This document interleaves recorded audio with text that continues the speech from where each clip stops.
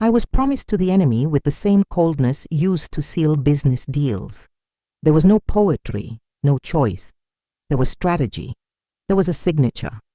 And there was my name, at the top of a document that sealed a marriage forged between two families who had spent decades publicly despising each other while feeding on the same thirst for control. I grew up hearing that the cross lineage was everything we, the Velmiras, would never be. Ruthless, corrupt, calculating, experts at manipulating public opinion like moving pieces on an invisible chessboard.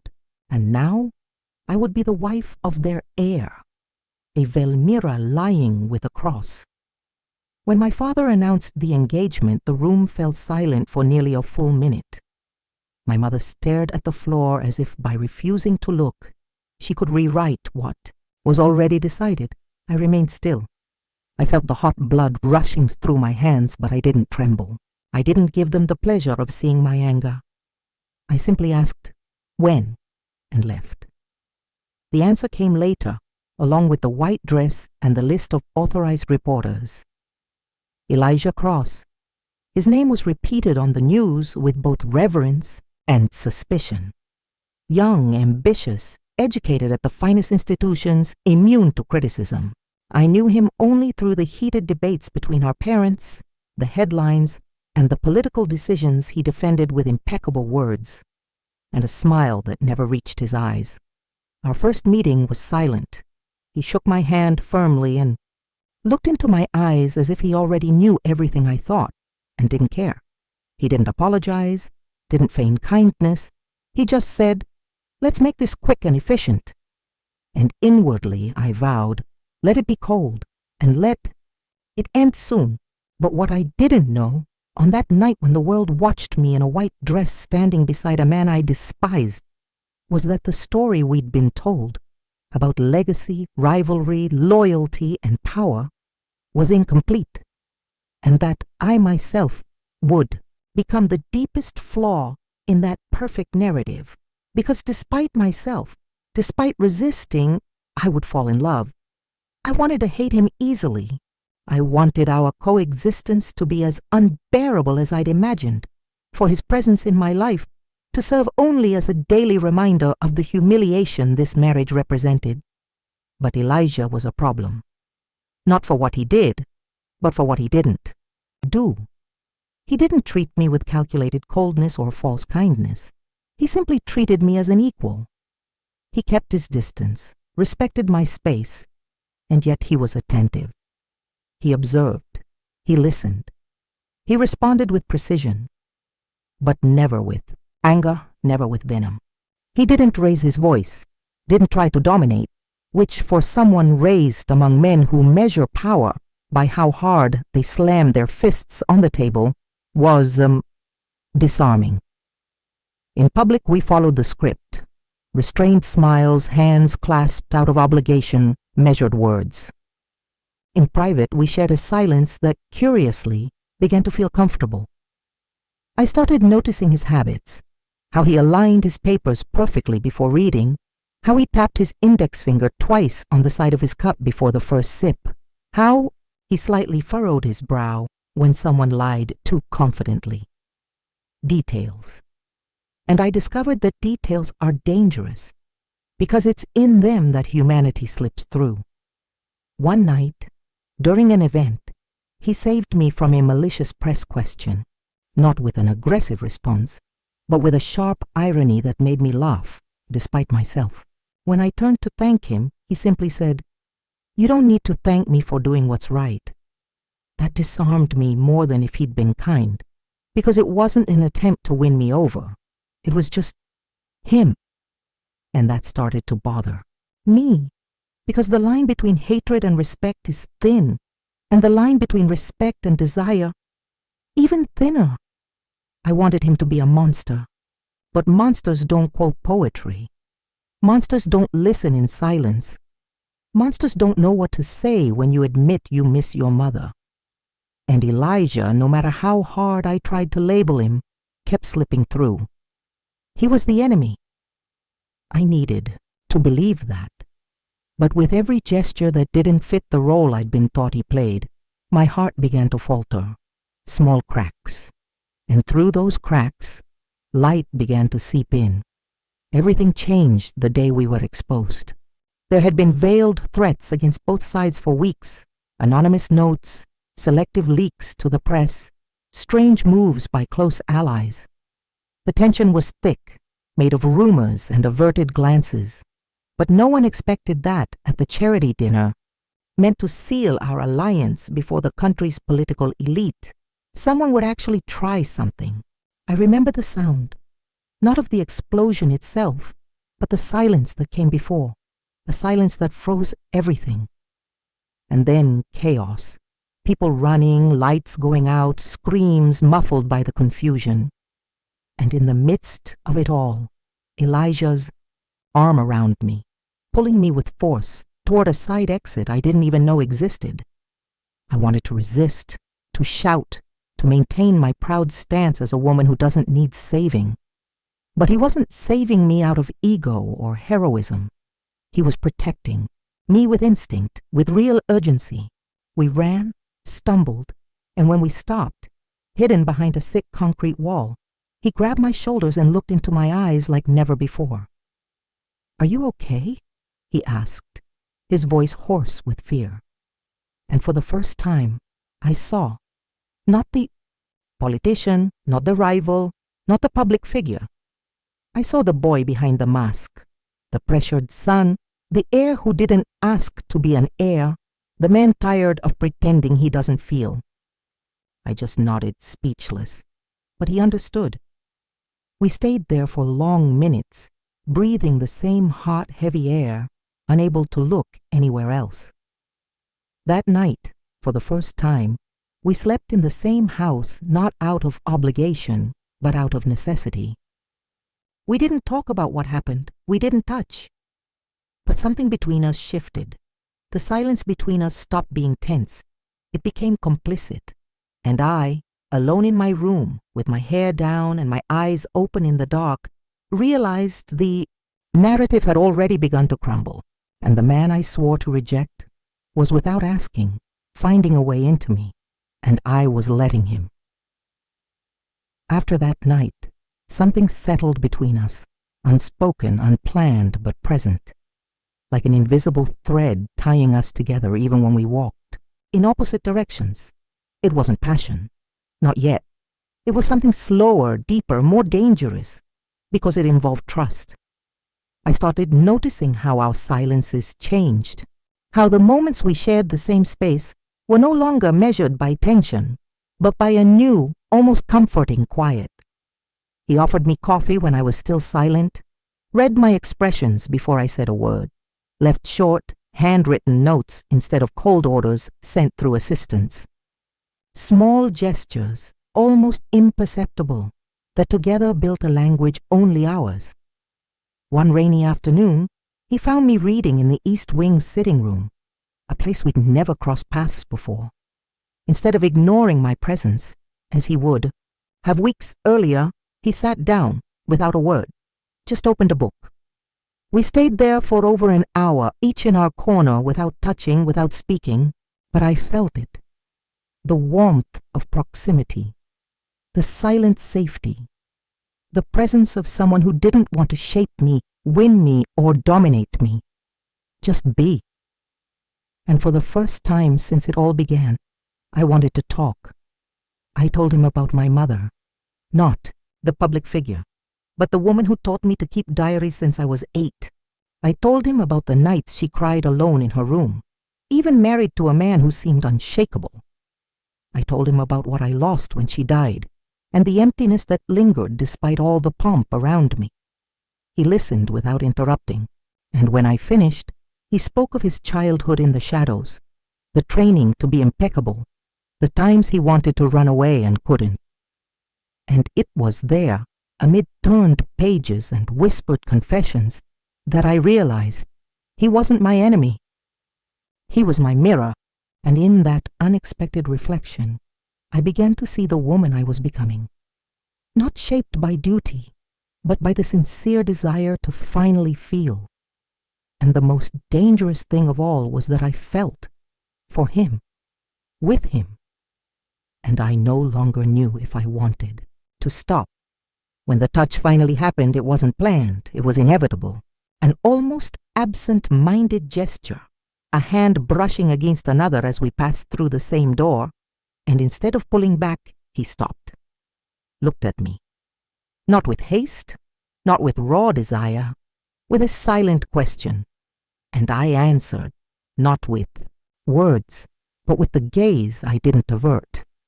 His fingers found mine as if they already knew the way, and for a moment the world, this world that pushed us, arranged us, shaped us, ceased to exist. That touch changed everything. And at the same time, nothing. Because when love truly begins, it doesn't need declarations. It creeps in. It reveals itself in the gestures we can no longer contain. We started seeing each other more often, always hidden from the eyes that wanted us apart. We shared laughs in the back hallway, whispered conversations between half-open doors, stolen touches during endless meetings. I felt alive again. But that life came with fear. Because we knew what we had was dangerous. Not because it was wrong, but because it was true. And in a world built on games, a true love is the most threatening piece on the board. Our names still graced political headlines. Our families still sat on opposite sides of power rooms, and yet there, between us, existed a space that belonged to no one else.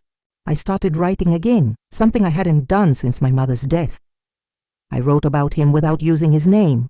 I called him the pause, because that's what he was to me, a pause in the wait, a pause in the obligation, a pause in what others expected of me. But even pauses have limits, and ours was being watched. Questions started to arise, subtleties disguised as compliments, glances that lingered too long. Until one day, I received an envelope with no sender, containing a single printed sentence. Remember that political alliances have no room for romance. That chilled my blood.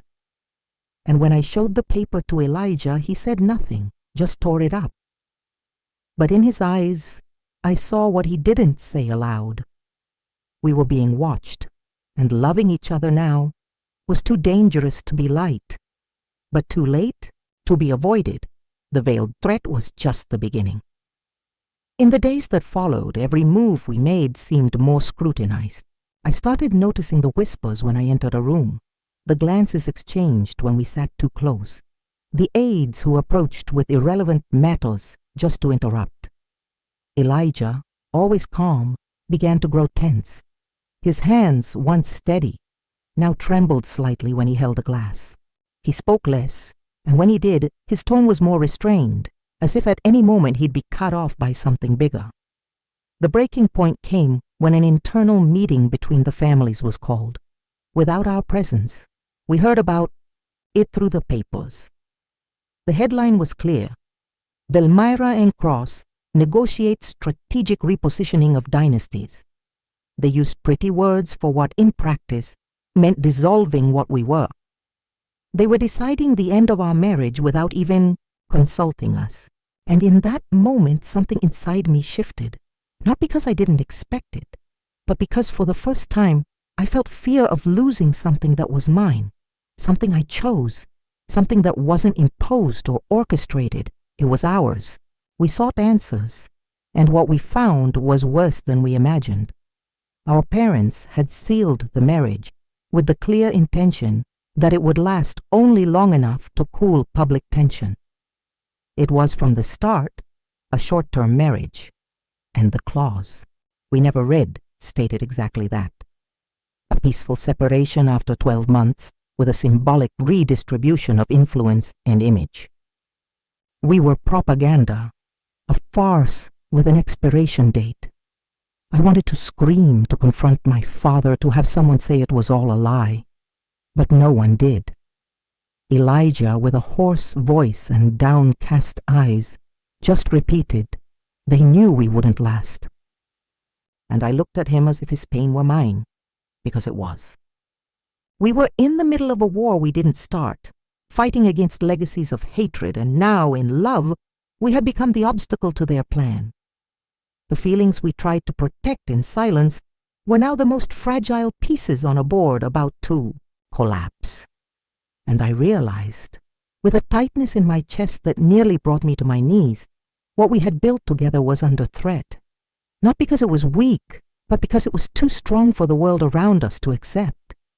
I stepped away before they could ask me to, not out of cowardice, but because I needed to breathe away from the weight of our name, away from the corridors that reeked of deals and surveillance.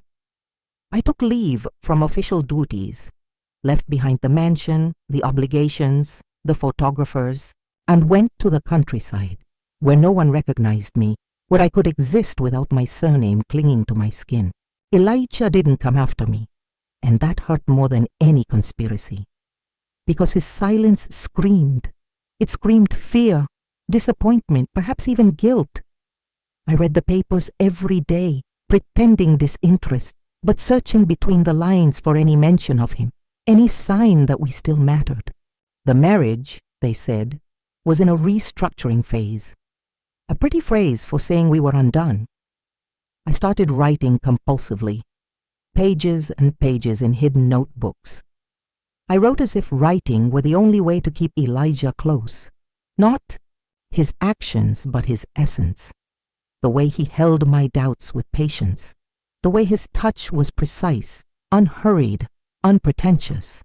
I recalled the hidden smiles during long dinners, the complicit glances during rehearsed speeches, the murmured conversations in the dark before sleep. And I began to understand that love doesn't vanish with distance. It just changes form. Sometimes it turns into silence, sometimes memory, sometimes anger. But it stays there, alive, burning slowly. I received the letter from him weeks later. Handwritten, no letterhead, no date. It just said, "You were the only true part of all, that, and even if the whole world forgets me, I won't forget you." I read those words like someone breathing after nearly drowning. I cried, not from sadness, but from acceptance. Elijah and I weren't made to be a facade. We were made despite it. And if there was still something between us, it was now up. To us to decide whether we'd keep pretending we were defeated, or if, for the first time, we'd fight, not as heirs, but as two human beings who dared to love in the midst of war. Returning wasn't an impulsive act. It was a choice, one I made alone, in front of the mirror, with a clear heart and steady hands. Returning meant shedding the fear of disappointing my surname, of hurting the pillars my family had leaned on for decades. Above all, it meant admitting that the love that grew between me and Elijah wasn't a political mistake. It was a human triumph. When I stepped back into the mansion, the silence was deafening. My parents looked at me like they were watching a train about to derail. My mother tried to hug me. My father, as always, chose silence. But his eyes said enough: disappointment, confusion, and perhaps a hint of grudging respect. I asked to speak to the press, alone. I wrote my speech the night before and showed it to no one. And there, in front of the cameras with a steady voice and a heart ablaze, I told the truth. That the arranged marriage had turned into something no one expected. That amidst so much political deceit, a real love was born. That yes, they tried to separate us. That yes, we had been used, but that I chose to stay. Because I wasn't there out of loyalty to a flag or for convenience. I was there because I loved Elijah Cross, and I wasn't willing to bury him to preserve a lie. The world, for a few seconds, stopped, and then it reacted, with shock, with fury, with support, with astonishment. Elijah arrived soon after. He didn't warn me. He just walked in, took off his jacket and looked at me, not as an ally, not as a politician, as a man in love. And in front of everyone, He extended his hand and said, "If you stay, I'll fight." And I stayed. We both stayed. And in that moment, we became everything they swore we'd never be, a gesture of truth amid the performance. Two hearts that chose to stop acting, and that, at last, began to live. What came next wasn't easy. There were no unanimous cheers, no instant reconciliations. There was resistance. There were attacks. Some allies distanced themselves, some doors closed, and our names became ammunition for those who wanted to prove that love and power can't coexist. But what they didn't know was that we had already survived the hardest part, pretending we didn't feel. And after that, nothing seemed impossible. Elijah lost political support, I broke with family traditions, and for a few months, we were just two unwanted names in important meetings. But while the world shouted, we silenced together. We woke up side by side, drank coffee without the rush of speeches, discussed the future like people who, at last, had one. The mansion became a home. The once cold corridors filled with muffled laughter, misplaced books, notes stuck to mirrors. We discovered that love has a daily life too, and it's in that daily life that it grows stronger. One day, while walking down the street, a young man stopped us. He didn't ask for a selfie. He didn't ask questions. He just said, "Thank you for not pretending," and then walked away. That stayed with me, because that's what our story had become, not a fairy tale, but a reminder that loving truly, even when everything conspires against it, is still possible. Today, when I look at Elijah, I don't see the heir of a rival dynasty. I see the man who chose to love me without guarantees. And when he looks at me, I know he doesn't see the daughter of the opposing family. He sees the woman who burned bridges to build a home with him. We still face challenges. The world remains complex, demanding, divided. But within our home, there is peace. Because we are no longer enemies. We are two survivors who recognized each other in the midst of war and chose, against all odds, not to lose each other. They were born to oppose, raised to compete, trained to distrust. But amid cold agreements and inherited alliances, Anya and Elijah discovered something that wasn't part of the script: truce. In the middle of everything orchestrated to keep power in balance, the one gesture no one expected was born.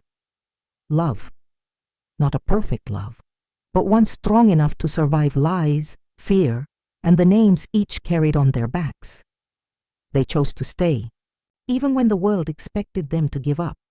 And so, two heirs of rival families rewrote the story, not to please those who came before, but to honor who they were becoming together.